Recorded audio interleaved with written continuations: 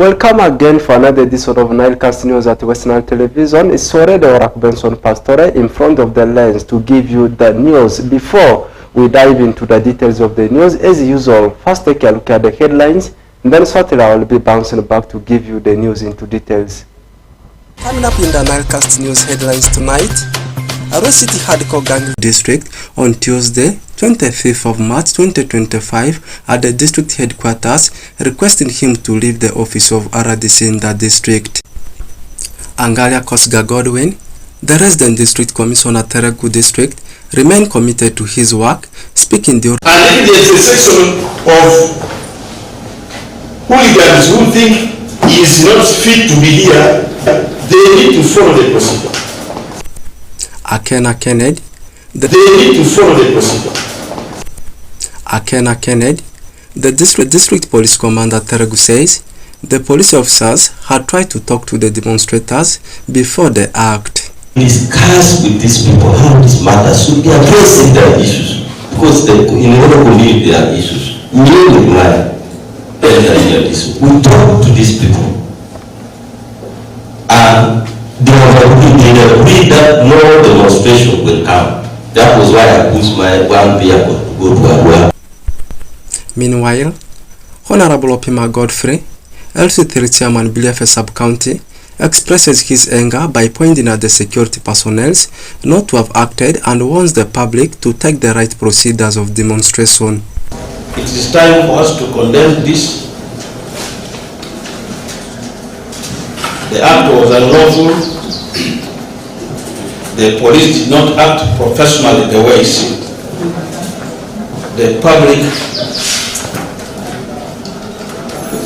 when we want to demonstrate peacefully, the public management order is there. You seek permission to demonstrate peacefully, and it is written, okay, by the IGP. I don't know who okayed this one here. Finally, Anguparo Lilian, clerk to council, airs out the resolutions of the meeting to the public. Number one, the deputy RDC and assistant RDC of Teregu district be transferred for their actions and inactions during the demonstration. Number two, the civil servants who participated in the demonstration should be investigated and disciplined accordingly. Number three, the audio on the behavior of the RDC that is circulating in the media should be investigated immediately. A select team of stakeholders, including councillors and other persons of integrity, be constituted to meet His Excellency, the President of the Republic of Uganda, over the illegal demonstration against the RDC of Teregu district. Number 6, there is need to convene a stakeholders meeting to discuss service delivery hindrances of Teregu district or in Teregu district.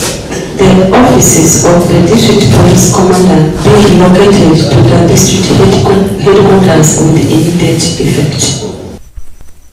Teregu district is one of the youngest districts in the country, created in 2020, and the report indicates that fighting amongst political leaders has been inevitable in the recent years.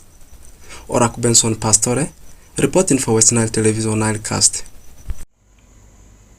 Crossing over to Ajuman district, at least one person has been killed and 2 others critically injured in Ajuman district, Okusijon sub-county, by alleged authorities from Amuru district on 27th of March 2025 who crossed to Ajuman district to claim land.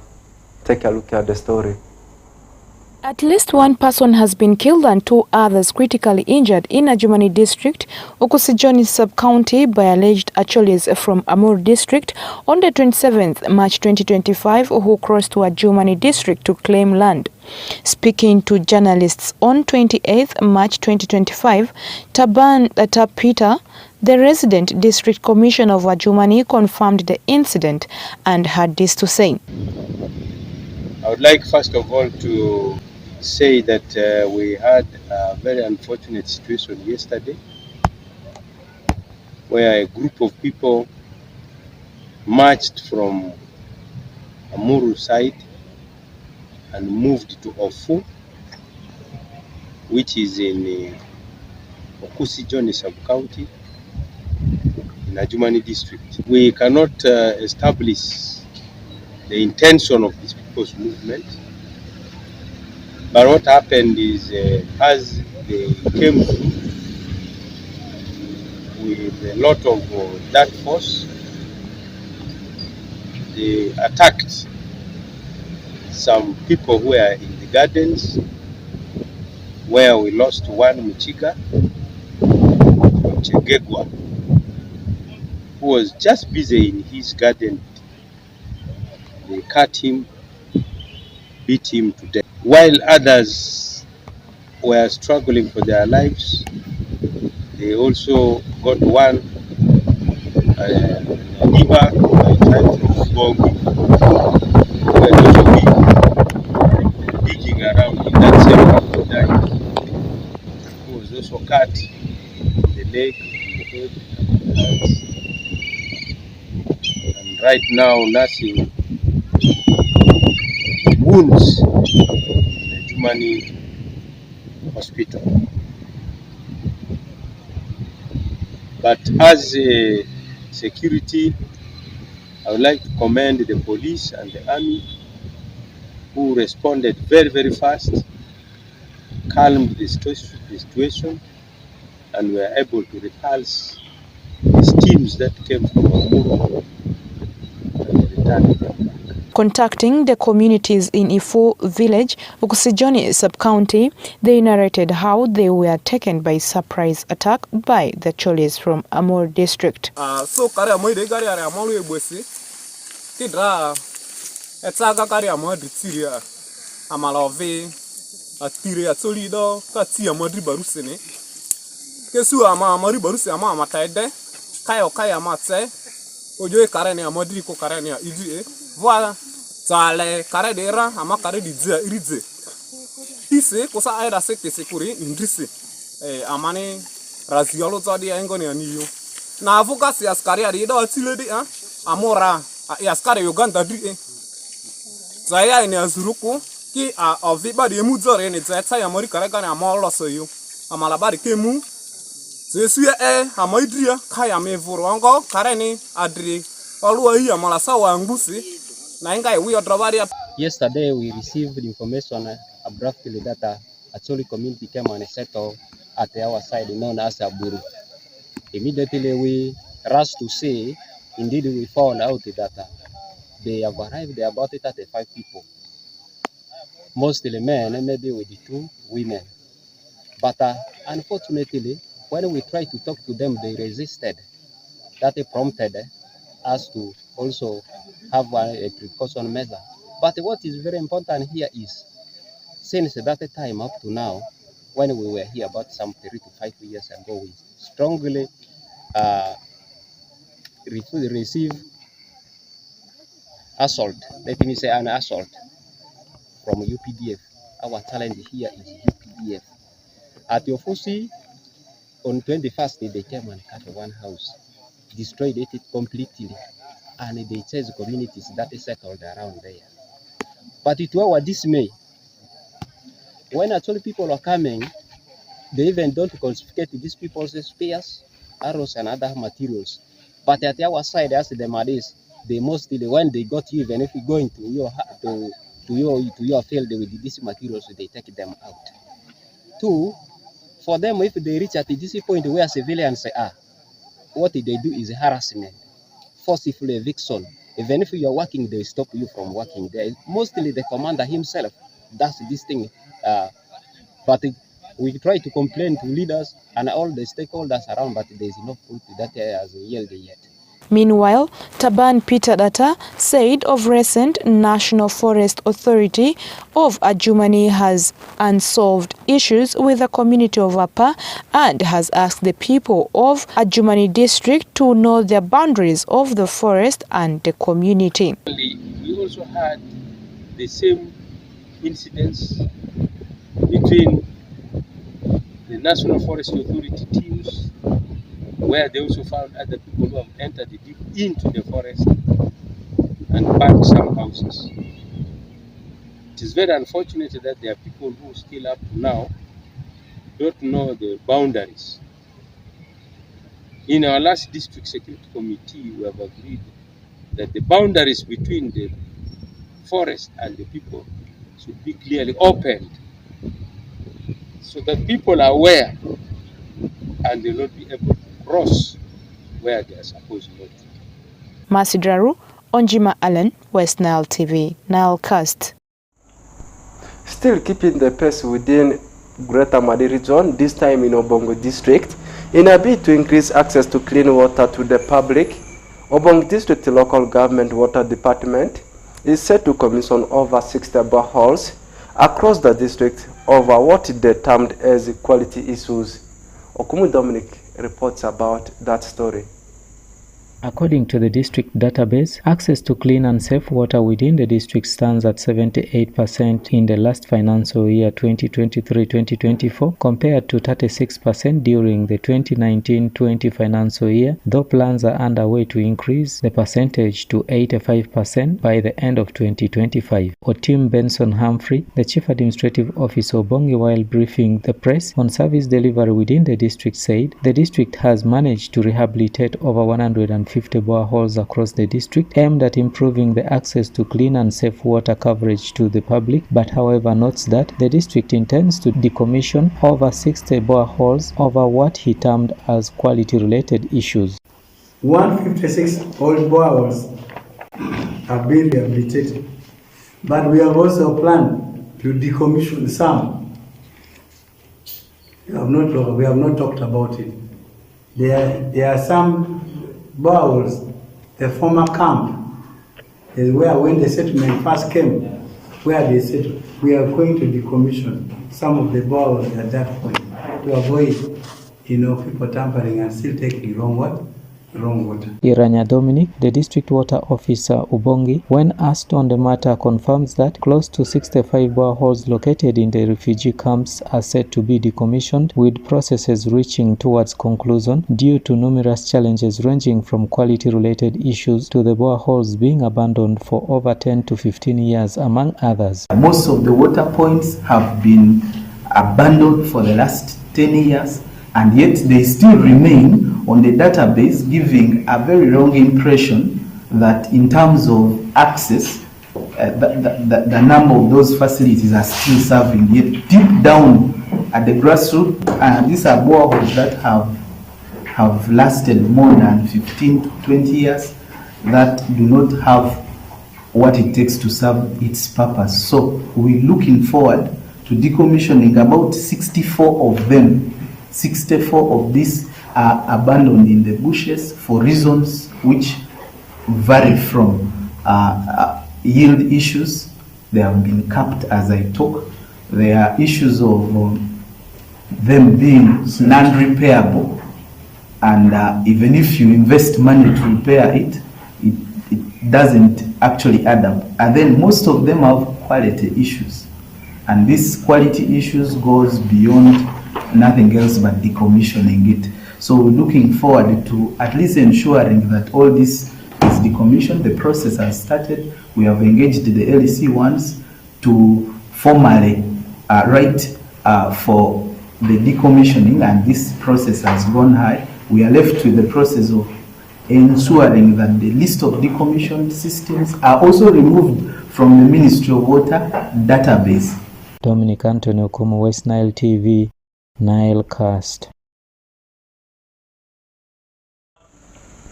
Now jet into Alu region in relation to what's happening in the whole of the region of West Nile. School dropout rates in West Nile have become a pressing concern for leaders in the region. According to a report by the International Center for Research on Women, the dropout rate among girls in West Nile are alarming, with 30% of the girls surveyed having left school mostly before entering secondary school. Alfred Jawok reports about that. School dropout rates in West Nile have become a pressing concern for leaders in the region. According to a report by the International Center for Research on Women, the dropout rates among girls in West Nile region are alarmingly high, with 30% of girls surveyed having left school, mostly before entering secondary school. Some leaders say the main reasons cited for these dropouts are financial constraints, with over 50% of girls mentioning it as the primary reason, followed by pregnancy, which accounted for 13.1% of the dropouts. Dr. Moriko Kaduchu, State Minister for Primary Education, said that the statistics are particularly worrisome given that Greater Navy districts have been ravaged by the vice, leading to lower schooling rates for women compared to the national average. Higher level, the dropout rate in West Nile is alarming, 32% on average, but in places like in Nebi and many other districts, it goes up to 50-60% dropout rate. This is never good news. To address this issue, the minister urged leaders in West Nile to prioritize initiatives that tackle the root causes of these dropouts. These include programs aimed at economically empowering families, providing access to reproductive health services, and promoting girls' education through awareness campaigns and scholarships. Transition rate from P7 to senior, very low in this region. There is high failure rate, poor performance, especially in primary education. I speak with passion because the national cake, sharing of national cake depends on quality of education. By taking a multifaceted approach, leaders can help reduce the school dropout rates in West Nile and provide young girls with the opportunity to realize their full potential. Alfred Jawok, Camilla Stansha, West Nile TV, NILECAST.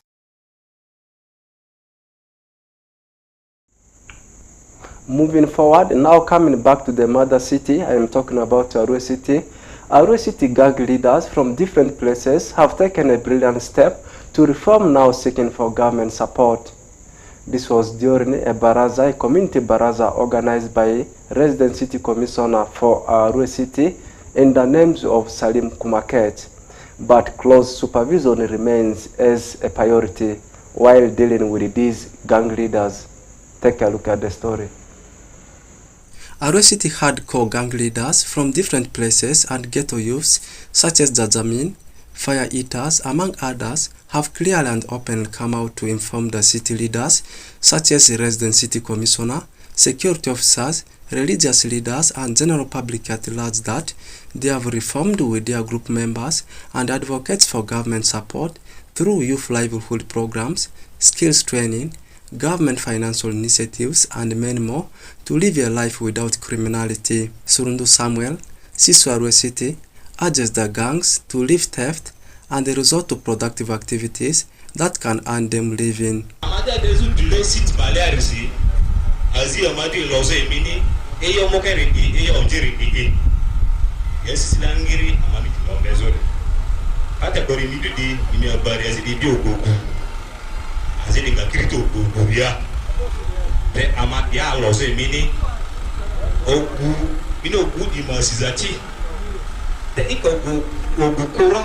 Eyo azimini otonga ka otopi miaza kopi diichi amanyoro eyo njere kozoja eyo mokeri suzu eyo kan njeri malia meo ya lomina otowa zingara eneri miani kwa mdumili matamba wamidu dipie relatives midu dipie. One of the security officers of the city encourages the married ghetto youths to educate their kids such that they don't follow their footsteps. This one goes to all of us. We have a role as parents. I believe majority are married and have children. So you as ghetto boys, you have known how hard life is in the street. You sleep with godliness, all the time you are being chased. So I want also to take a role as the parents to bring the young ones whom you have, to groom them very well, so that they don't follow your footsteps where you have been coming from. Meanwhile, Taban Swale, commonly known as Zarome, West Nile Ghetto President, pleads to the city leaders to offer leadership trainings for them, most of strategize the agricultural system that can favor ghetto youths. In other districts, some ghetto youth leaders are going for skilling, leadership skilling.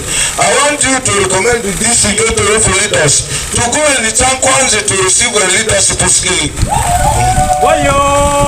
As we are heading to politics. Secondly, our dear chief guest, as a government, you pass our information to government. We can see how our government does consider agriculture.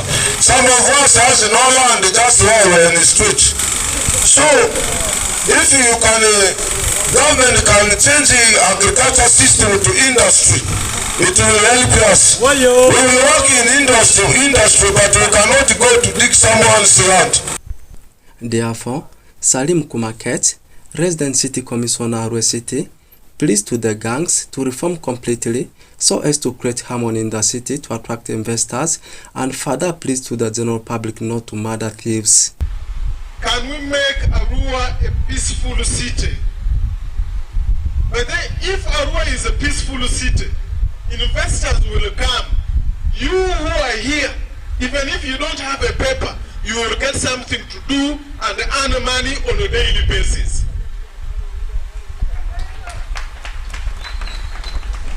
But investors cannot come and invest in West Nile, invest in Arua, for as long as they keep hearing, where is the wing? Where is the wing of Arua? They will not come. For the rest of the public out there who are not thieves, once you arrest a thief, don't kill. Believe in us that we shall try the thief for as long as there's substantial evidence. That thief will be sent to jail. Because once you kill a thief, you also kill the evidence. Arua City in the recent years has not been a safe place in terms of security as far as theft, pickpocketing and robbery is concerned, and this has been basically fueled by the various gang groups in the city. Therefore, they are open coming in public to reform, at least to leave sanity for the public and security officers in the city, but keen observation of the gang groups remains a pivot. Oraku Benson Pastore, compiling the story for West Nile Television NILECAST. That particular story brings us to the climax of today's edition of NILECAST News. It has been the same face, same name, doing it for you. Let's link up again tomorrow for the same program of news and also at West